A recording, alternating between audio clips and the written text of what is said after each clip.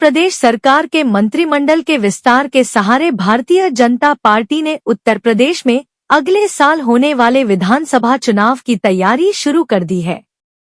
मंत्रिमंडल विस्तार के सहारे भाजपा ने मुख्य प्रतिद्वंदी समाजवादी पार्टी के प्रमुख अखिलेश यादव पर तीखा प्रहार कर दिया है।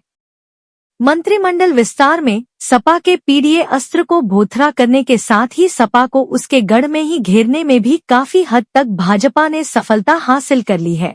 राजनीति के जानकार लोगों की मानी जाए तो पिछले लोकसभा चुनाव में जिस तरह से समाजवादी पार्टी ने बेहतरीन प्रदर्शन किया और इसके बाद सपा प्रमुख अखिलेश यादव द्वारा लगातार पीडीए के अपने अस्त्र को मजबूती दी जाती रही, उसके बाद से ही यह माना जा रहा था समाजवादी पार्टी ने अभी से 2027 के चुनाव में भारतीय जनता पार्टी को घेरने के अपने अस्त्र को और धार देना शुरू कर दिया है।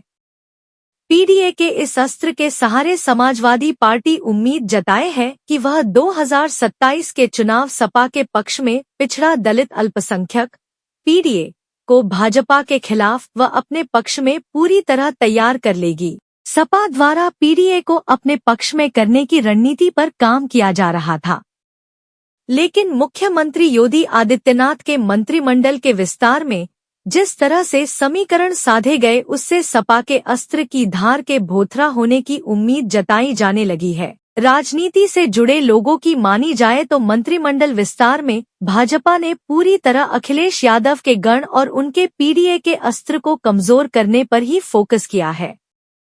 सपा प्रमुख अखिलेश यादव कन्नौज से सांसद है और मंत्रिमंडल विस्तार में कन्नौज लोकसभा क्षेत्र के ही तिरवा विधानसभा क्षेत्र के विधायक कैलाश राजपूत को स्थान दिया गया है।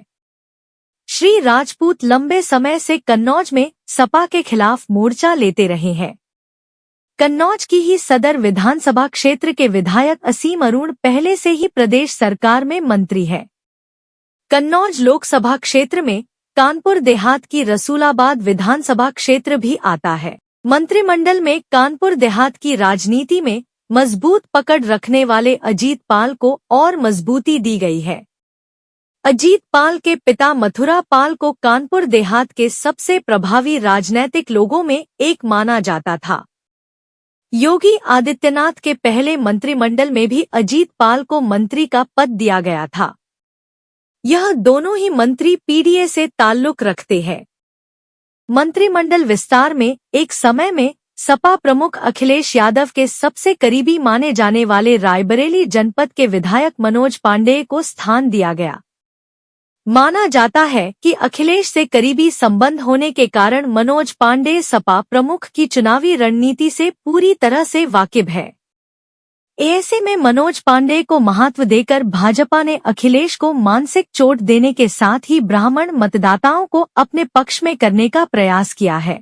सपा प्रमुख अखिलेश यादव के पीडीए के अस्त्र को पूरी तरह से धारहीन करने के लिए भाजपा ने भूपेंद्र चौधरी को मंत्रिमंडल में स्थान दिया, जो जाट राजनीति से ताल्लुक रखते हैं और भाजपा के प्रदेश अध्यक्ष भी रह चुके हैं। इसके अलावा हंसराज विश्वकर्मा तथा कृष्णा पासवान तथा सुरेंद्र दिलेर को भी मंत्रिमंडल में स्थान देकर भाजपा ने पीडीए वर्ग में अपनी मजबूती का एहसास कराने का प्रयास किया है।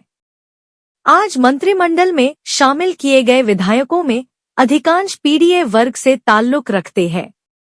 राजनीति के जानकारों का कहना है कि मंत्रिमंडल का यह विस्तार 2027 के विधानसभा चुनाव में भाजपा के लिए लाभकारी साबित हो सकता है।